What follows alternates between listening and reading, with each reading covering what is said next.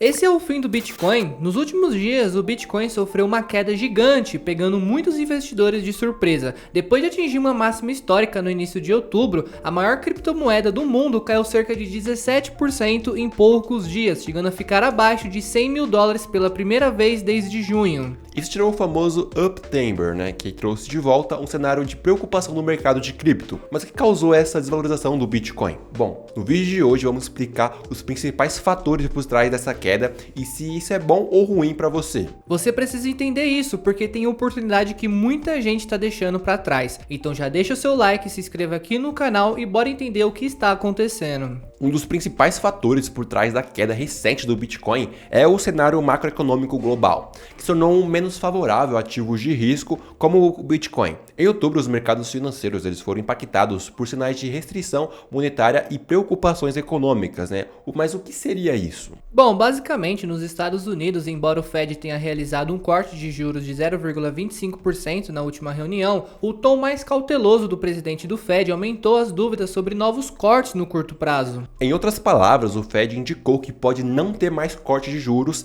tão cedo, devido à persistência da inflação nos Estados Unidos. E essa postura mais restritiva de Banco Central levou investidores a repensar suas expectativas e a reduzir o apetite por risco, o que afetou diretamente o mercado de criptomoedas. Além disso, dados econômicos recentes aumentaram a preocupação com uma possível recessão. Nos Estados Unidos foram divulgados dados fracos no mercado de trabalho, sugerindo uma economia desacelerando, e houve incerteza em torno de uma potencial shutdown, que é meio que a paralisação do governo americano. Esses fatores macroeconômicos levaram à aversão ao risco dos investidores globais, ou seja, quanto tem mais medo de recessão ou instabilidade econômica, muitos investidores procuram ativos mais seguros, como por exemplo o dólar, títulos do governo americano ou então o ouro, e se desfazem de investimentos mais arriscados, como ações de tecnologia e principalmente de criptomoedas. O que é justamente que estamos vivendo hoje. Fora isso, outro conjunto de fatores importantes envolvem as notícias negativas e também a parte jurídica no universo das criptomoedas.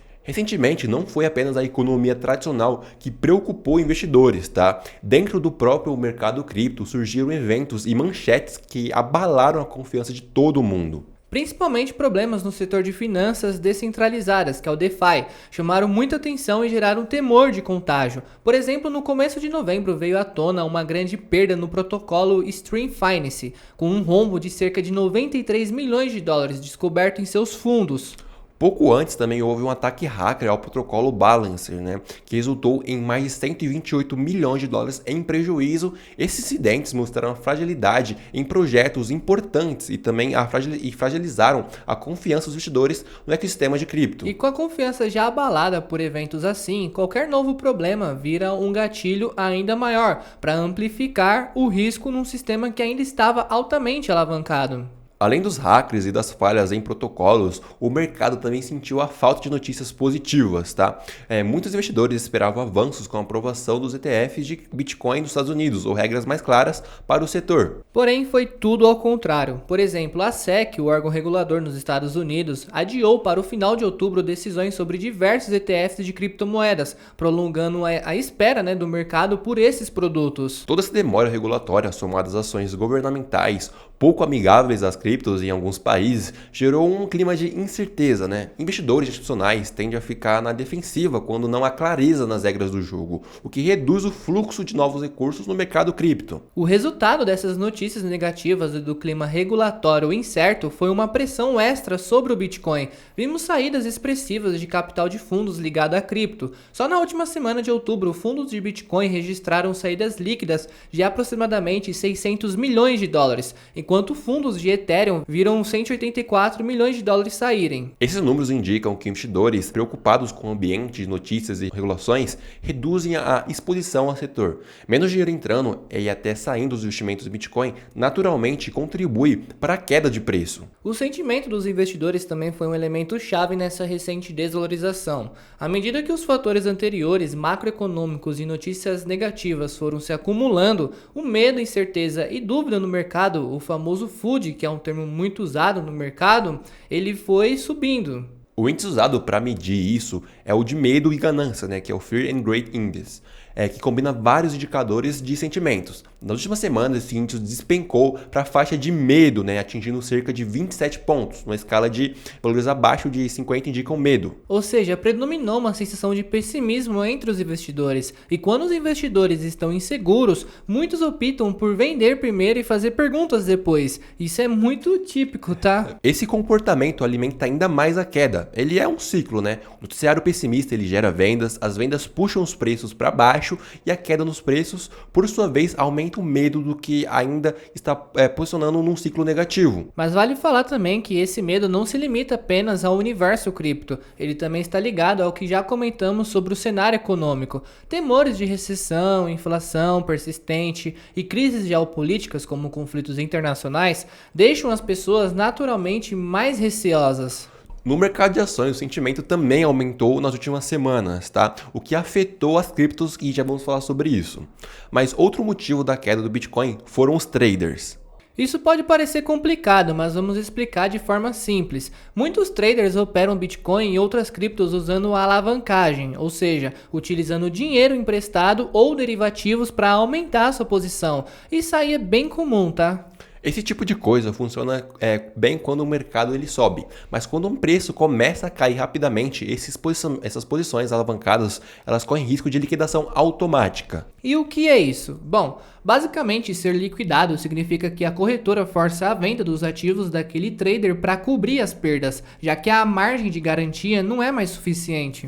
Infelizmente, esse processo de liquidação tende a acelerar e amplificar a queda de preços. Uma vez que um lote de posições é liquidado e vendido, o preço cai mais um pouco, o que pode começar a liquidação de outras posições em cascata. Um verdadeiro efeito dominó, né? De acordo com dados da CoinGlass, em um período de 24 horas no fim de outubro, houve cerca de quase 880 milhões de dólares em posições sendo liquidadas, 86% delas de investidores que estavam apostando na alta, posições compradas. E no início de novembro, em apenas um dia, as liquidações chegaram a uns 1,37 bilhão de dólares globalmente, tá? Um volume impressionante que impressiona muitos preços para baixo. Isso é só a ponta, tá? Porque em outubro estima-se que apenas dezenas de bilhões de dólares em posições foram liquidadas em poucas horas, contribuindo para que mais de $500 bilhão em valor de mercado da cripto de ativos evaporassem antes de o mercado encontrar um piso. Esses números mostram como a presença de muita alavancagem no sistema pode tornar as quedas mais duras no mercado, principalmente para os traders, tá? Para você que ainda não entendeu como isso funciona, vamos imaginar um cenário onde um investidor alavancado que será liquidado se o Bitcoin cair para baixo de $110 mil. Quando o preço atinge esse nível, a posição dele é vendida automaticamente jogando mais Bitcoin no mercado, empurrando os preços para baixo, digamos uns $108 mil. Esse novo patamar pode acionar o stop de outro grupo de traders alavancados, forçando ainda mais vendas e levando talvez para $105 mil e assim por diante. Foi esse tipo de efeito bola de neve que ocorreu, intensificando a desvalorização nas últimas semanas. Por isso vemos que a queda não foi linear ou apenas baseada em sentimento. Houve momentos de muita queda e muito rápida, muito ligada a essa liquidação. A parte positiva, se é que pode chamar assim, né, é que essas liquidações acabam limpando o excesso de alavancagem do mercado, o que é muito bom. Mas é importante lembrar que o Bitcoin não opera em um vácuo, ele faz parte de um ecossistema financeiro mais amplo e tem mostrado correlação com outros mercados, especialmente com ativos de renda variável, principalmente com ações de empresas, de tecnologia, por exemplo.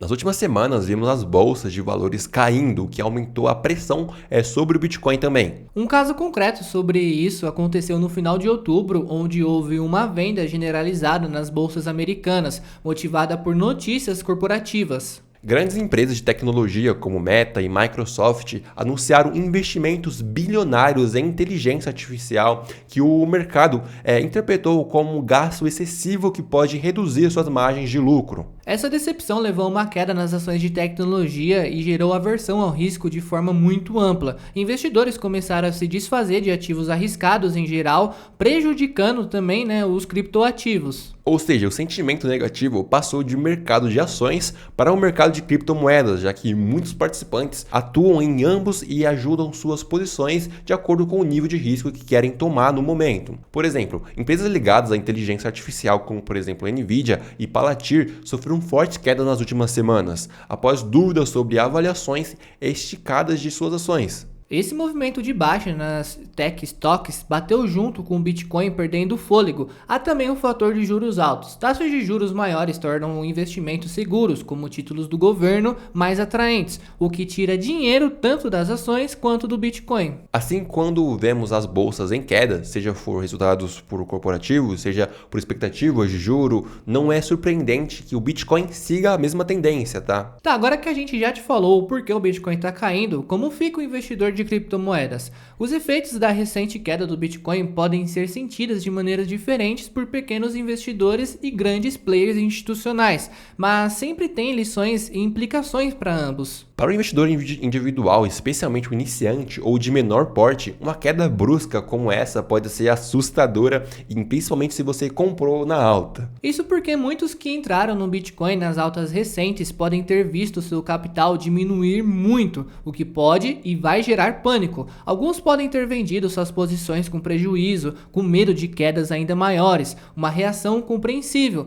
mas que não é a certa. Por outro lado, investidores individuais mais experientes ou holders, de longo prazo tendem a encarar essas correções com mais naturalidade, pois o foco de longo prazo é muito mais importante para eles. A gente sabe que a volatilidade faz parte do DNA do Bitcoin e podem até ver oportunidades na crise. Quem tem convicção de longo prazo possivelmente aproveita preços mais baixos para acumular mais Bitcoins, desde que esteja investindo com responsabilidade e dinheiro que não vai precisar no curto prazo. O ponto é que movimentos como esse reforçam a importância de não colocar em cripto um dinheiro que você não pode perder e ter uma estratégia e talvez stops ou gerenciamento de risco se for trader, tá? Para lidar com essa volatilidade. Mas lembre, são poucas traders que de fato ganham dinheiro. Apesar da queda no preço, o Bitcoin continua avançando muito em 2025, ainda que de forma mais seletiva e focada em fundamentos. Vimos, por exemplo, lançamentos de novos produtos cripto no mercado tradicional, como ETFs ligados a staking de outras redes,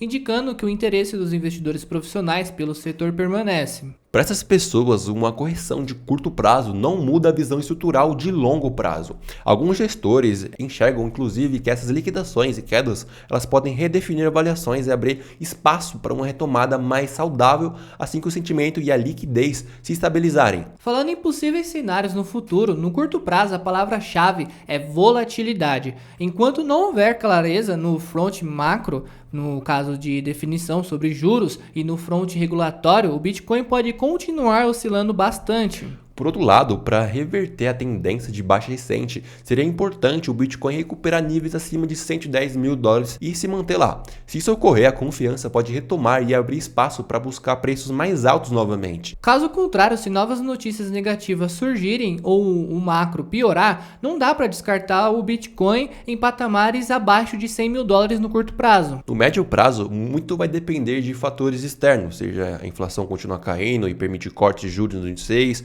o ambiente para ativos de risco vai melhorar. Se algum ETF de Bitcoin Spot for finalmente aprovado nos Estados Unidos, isso poderia trazer uma onda de entrada de capital. Se grandes empresas continuarem adotando o blockchain e Bitcoin, ou governos regulamentarem de forma mais positiva, a confiança pode aumentar e vai, tá? Você precisa adotar o Bitcoin como algo a mais para sua carteira, um meio para descentralizar sua carteira. Você pode ficar rico com ela? Bom, pode, mas você precisa saber investir sabendo de uma estratégia eficiente para isso e principalmente não colocar todo o seu patrimônio nela. No máximo 10% e olhe lá, tá? Eu tô comprando mais Bitcoin, vendo isso como uma oportunidade gigante. Essa queda aí é um ótimo momento para tirar os especuladores. Então, para mim, tá perfeito, tá? Mas agora a gente quer saber de você. Você tá comprando? Sentiu muito no bolso essa queda? Comenta aqui. E caso você goste de vídeos como esse, você vai adorar esse aqui.